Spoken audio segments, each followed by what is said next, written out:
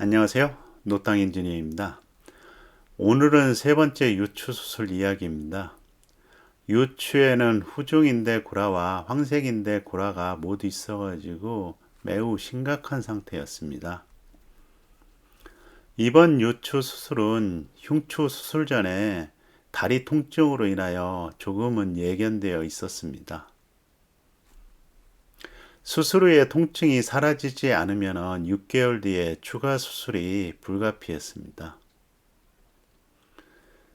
흉추 수술 뒤에 2, 3개월간은 진통제 효과였는지 저희 바람이었는지 통증이 좀 덜해서 희망을 좀 가질 수 있었습니다.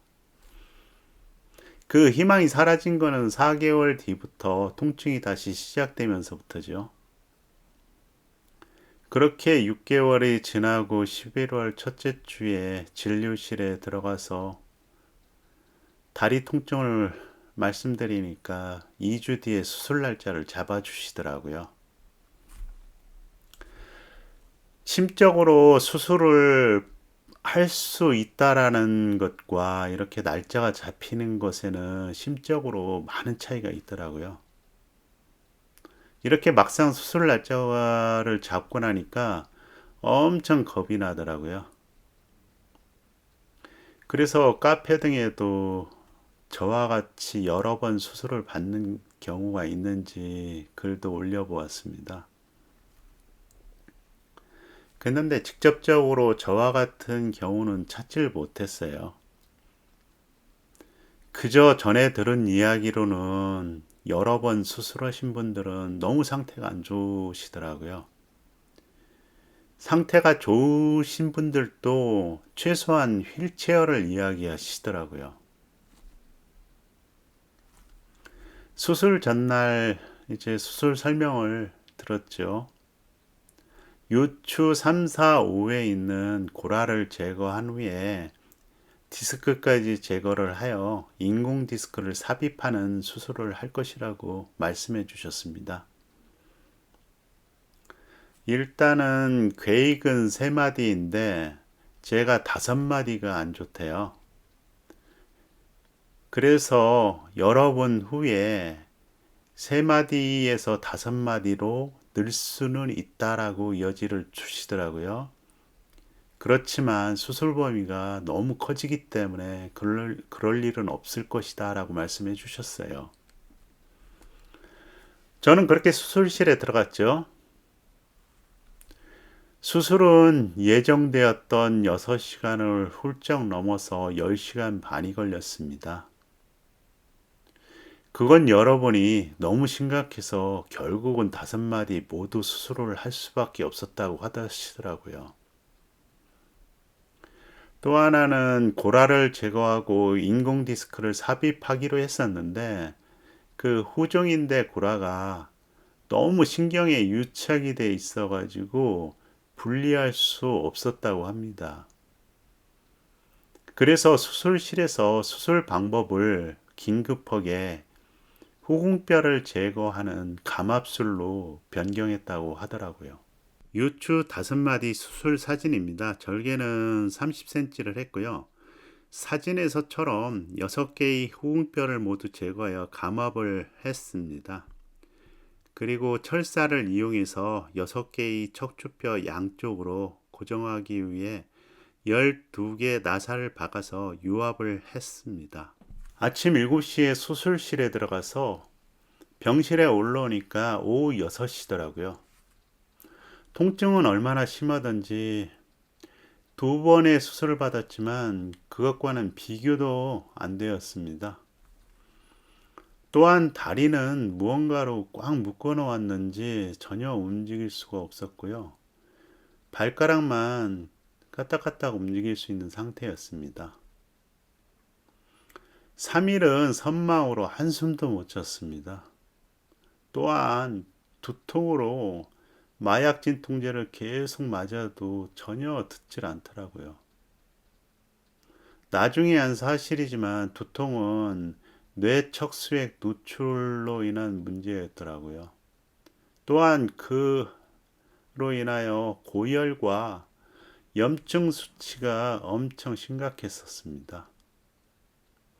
제가 잘 넘어가서 그렇지 뇌척수액 누출 문제는 엄청난 사건이었더라고요. 그래도 제가 회복력은 엄청 빠른가 보더라고요. 5일이 지나니까 마약 진통제를 추가로 맞지 않아도 버틸만 하더라고요. 그리고 감각도 발목까지 돌아와가지고 발목까지 움직일 수 있는 상태가 되더라고요. 그 이후로는 하루가 다르게 감각 돌아오는 게 좀 빨랐어요. 다음 영상은 제가 처음으로 병실 밖으로 나가서 운동을 하는 영상입니다.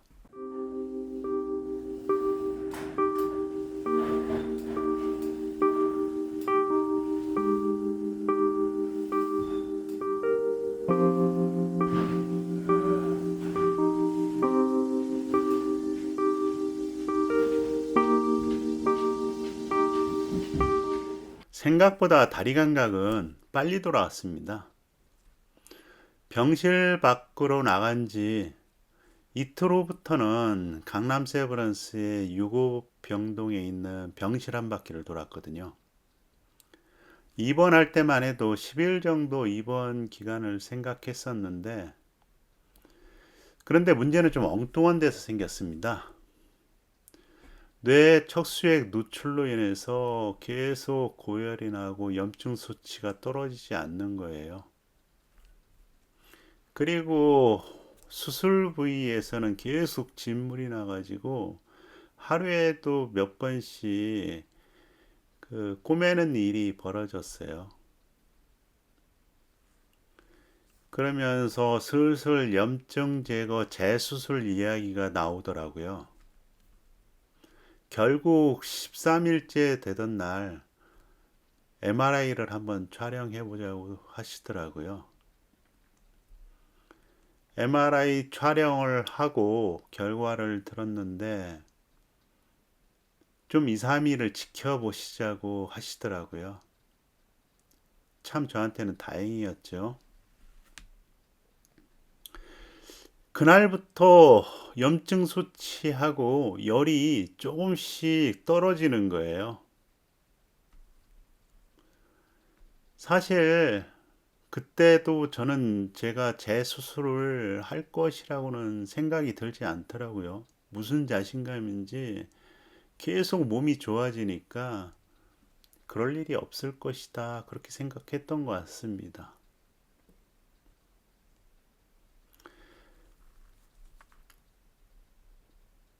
그리고 18일째 되던 날 그 염증 수치도 정상이 되었고요. 열도 완전히 내렸습니다. 그렇게 해서 19일, 20일을 3일을 아무 문제가 없으니까 이제 제가 좀 병원이 답답하더라고요. 그래서 교수님께 이제 퇴원 좀 시켜달라고 말씀드렸죠. 교수님은 안 된다. 10일 정도는 더 있어야 된다라고 강력하게 말씀해 주셨는데요. 그때는 이제 제가 졸랐습니다. 너무 힘들어가지고요. 그래서 교수님을 제가 이겼죠. 그래서 교수님이 결국은 마지못해 허락을 해 주셨습니다. 그렇게 21일 만에 저는 집에 돌아올 수가 있었어요. 좀 퇴원이 빠른 건지 퇴원하는 게 힘들었는지 퇴원하고 집에 와서 그날 저녁부터 3일간은 꼼짝도 못했습니다. 누워서 밥을 먹고 심지어 누워서 소변을 보았으니까요. 그리고 그게 다였어요. 다음 영상은 그 3일 만에 일어나 가지고 제가 걷는 모습입니다.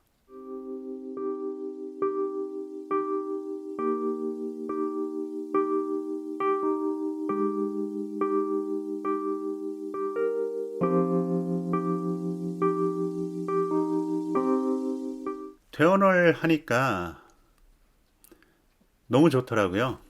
그리고 집안에서 이제 한 1, 2주 정도 계속 워커를 끌고 재활을 했는데 확실히 병원에 있는 것보다는 재활 효과도 좋았고 병원에 있는 것보다는 2배 정도로 좀 감각이 돌아오는 게 빠른 것 같더라고요. 그렇게 1, 2주를 집안에서 계속 운동을 하니까 다리에 힘이 생겨가지고 이젠 바깥으로 나가서 할 수 있을 것 같더라고요.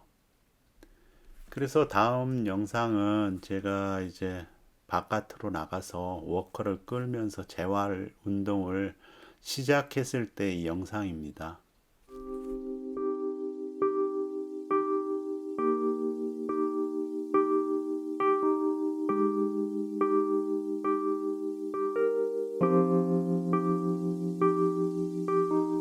네, 걸음걸이가 상당히 많이 좋아졌죠. 그 당시는 겨울이었습니다. 그 해는 또 왜 이렇게 눈이 많이 내렸는지. 눈이 오는 날에는 지하 주차장에서 돌았습니다. 그렇게 하루도 빠짐없이 한 달을 돌았더니 이제 워커를 떼고 지팡이를 짚고 걸을 수가 있었어요. 제가 이제 중소기업을 다니고 있었는데 중소기업에서는 참 병가내기도 쉽진 않아요. 인력이 많지 않다 보니까 더군다나 한 해에 2번을 낸다는 건 더더구나 좀 그랬고요. 그래서 어쩔 수 없이 2월에는 복귀를 했어야 돼요. 단 수술 받고 2달 반 만이니까 엄청 빠른 시간이었죠. 그리고 일주일을 다녀보니까 도저히 못 다니겠더라고요. 그래서 가족들하고 상의를 한 다음에 일단은 좀 정리를 하자. 그렇게 회사에 통보를 하고 인수인계까지 포함해서 약 2달을 더 다니게 됐죠. 그리고 6월이 돼가지고 이제 교수님을 만나러 갔는데 장애 진단서를 떼주시더라고요. 그러면서 제가 지팡이를 짚고 진료실에 들어갔었는데 교수님이 지팡이를 평생 짚고 살아야 될 것이라고 말씀해 주시더라고요. 그래도 그 당시까지만 해도 지팡이를 없이 제가 걸을 수 있다라고 저는 좀 희망을 가졌었거든요. 그랬는데 첫 수술해 줬을 때 그 의사 선생님한테 헛된 희망고미로 2년을 고생했었잖아요. 그래서 그런지 저는 또 잘 받아들였습니다. 그래도 휠체어 타지 않은 게 어디냐 그렇게 생각을 했어요. 그리고 고마웠어요. 헛된 희망 주시지 않고 그냥 단호하게 그렇게 말씀하시니까 어쩔 수 없는가 보다. 그렇게 저도 담담하게 받아들였습니다.